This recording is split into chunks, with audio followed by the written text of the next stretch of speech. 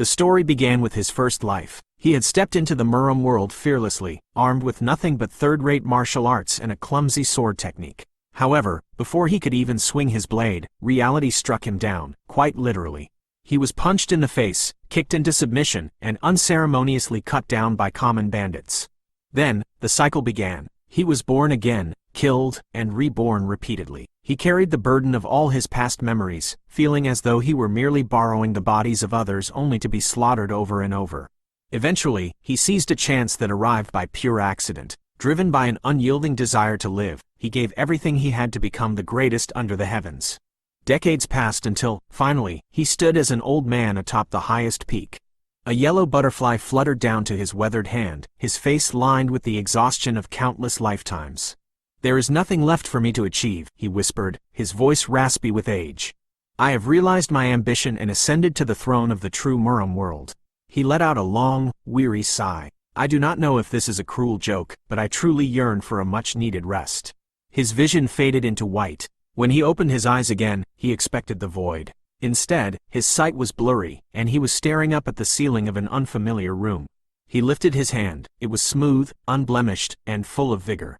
It was the hand of a teenager. Realization crashed down on him. He was back in a young body. His hands trembled, and a scream tore from his throat. Why did it start again? "I had enough. I said I was content," he shouted, throwing his blanket across the room. "I said I wanted to stop living. I'm tired." Suddenly, a soft hand touched his, grounding him. "Young master, why do you keep saying such terrible things?" a woman asked, tears streaming from her eyes. At first, he did not recognize the lady before him, but then a surge of foreign memories flooded his mind. They etched themselves into his brain with stinging pain. The woman was his nanny, a figure who had loved him like a mother, and beside her stood a boy who was as loyal as a brother. As the memories settled, he realized the dark truth. The reason this body died was suicide.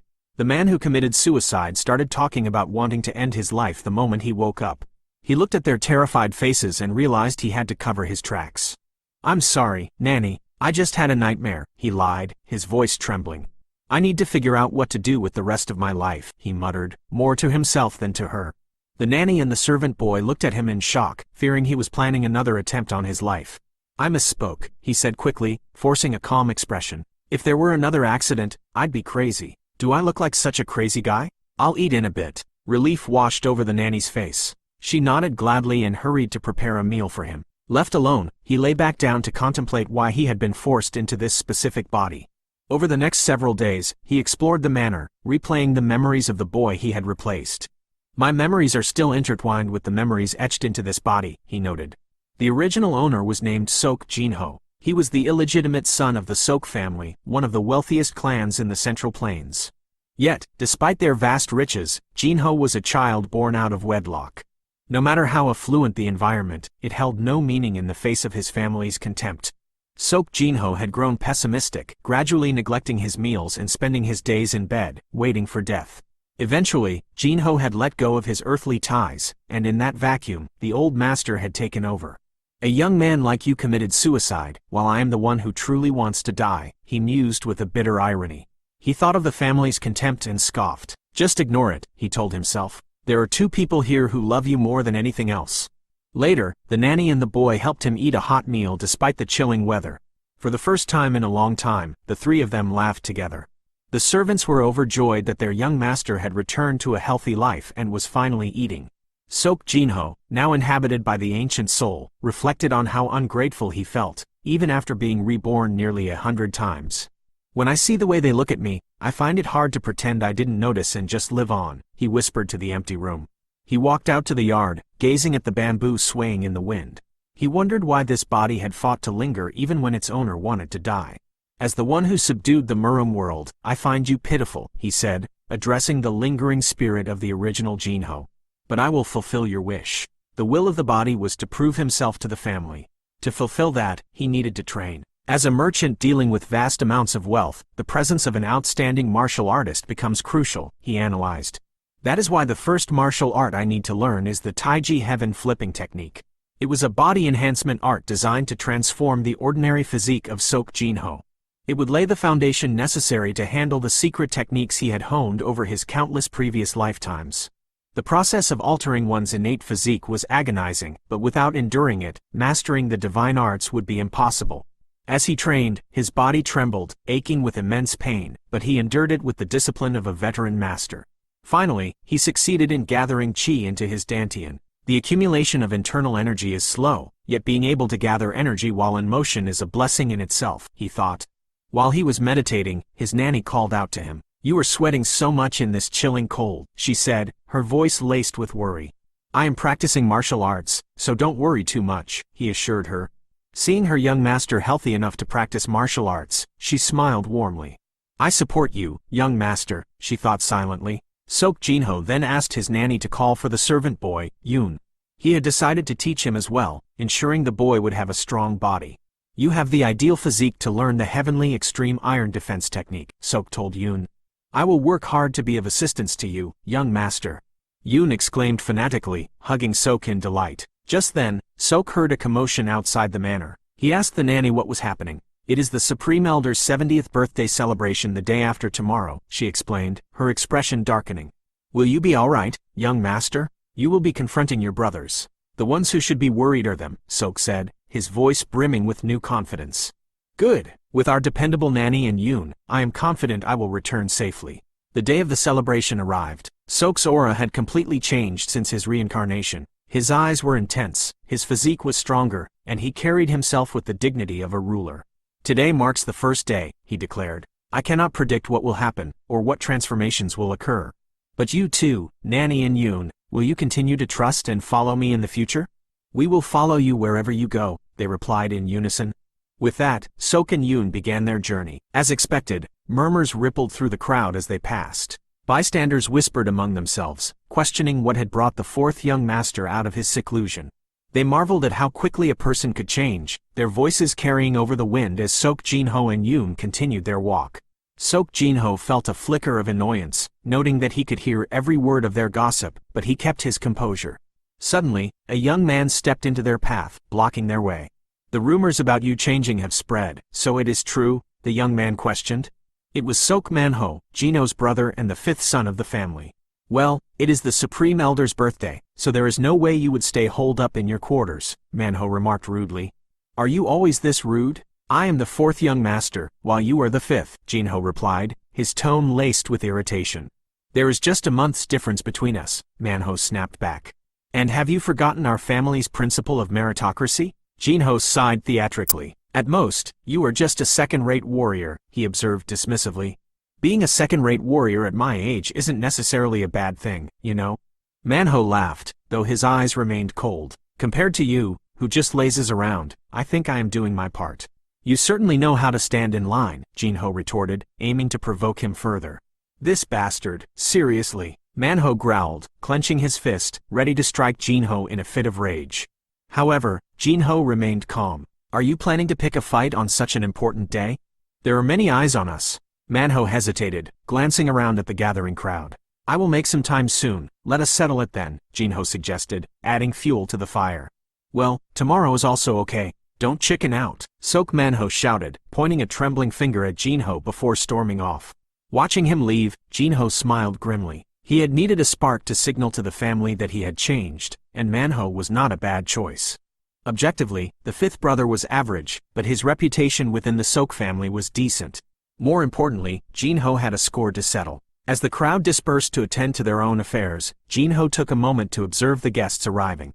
There are the Murim 5 flowers and even representatives of the 10 great escort agencies from the Central Plains. "It looks like some have even come from the Jongnan and manhwa sects," Jin-ho noted, scanning the venue. "They must be from quite a prestigious family," Yoon whispered excitedly. "It signifies the high stature of the Supreme Elder." A vast stream of people entered the main hall, bearing gifts. "It looks like we will have to wait quite a while," Yoon observed. "There is no helping it. Talk of family ties applies mainly to the direct descendants," Seok Jin-ho answered matter-of-factly. "No, I didn't mean it that way," Yoon stammered, flustered. "I didn't mean that either. I am just stating a fact," Seok reassured him. "Well, luckily, there is an interesting spectacle to pass the time." Jin-ho grinned as he looked across the crowd. He was amused by how intimidated Seok Man-ho looked in the presence of the other younger prodigies. Even the other direct descendants seemed equally cowed. Jin-ho chuckled to himself, remembering how fired up manhwa had been just moments ago. Suddenly, two elderly men noticed Jin-ho. He seems surprisingly sturdy, doesn't he? The skinny old man remarked. Exactly. He is much better than most of the younger generation, the other agreed, stepping up behind Seok Jin-ho. Realizing they had been overheard, the two elders bowed slightly. We are sorry, we must have been very rude. They looked him over with keen interest. You have a strong physique, but are you a blood relative of the Seok family head? What is your name? From your movement, you seem to have a solid foundation. Do you perhaps belong to a martial arts family? How long have you been training? The questions came in a rapid barrage. I am Seok Jin-ho, the fourth young master of the Seok family. I see no reason to answer the rest of your questions. That is all, Jin-ho replied, refusing to indulge them. The two old men stepped in to block his path. You don't seem to know who we are yet. I know, Jin-ho said confidently. Aren't you elders from the manhwa sect and the Jongnan sect? He gestured for Yoon. It seems you two are lost. I have a servant to guide you. He tried to shake them off. I will get to the point before you go, the first elder insisted. Would you like to join the manhwa sect? We will definitely make you a top-notch martial artist. No, come to our Jongnan sect. You have heard about the 36 swords under heaven, haven't you? The other elder interjected. I just don't particularly want to join any sect. I'm sorry, Jin-ho said, his tone hesitant but firm. Refusing to let him go, the elder from manhwa tried to grab Jin-ho's wrist. In a swift, fluid motion, Jin-ho utilized his martial arts to slip past the old man's grasp. Did that kid just dodge my hand? The elder stood frozen in confusion. Jin-ho and Yoon continued walking toward the inner hall to meet Jin-ho's grandfather. What are you doing there? A sharp voice called out. Hello, uncle. I am waiting for my turn, Jin-ho said, greeting the man in front of him. It was Seok Myung-woo. Are you a stranger? Why are you in line for guests? The uncle asked, his tone shifting.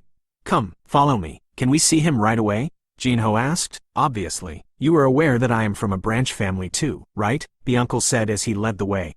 Jin-ho recalled that this uncle used to ignore his greetings in the past, yet now his tone had changed completely.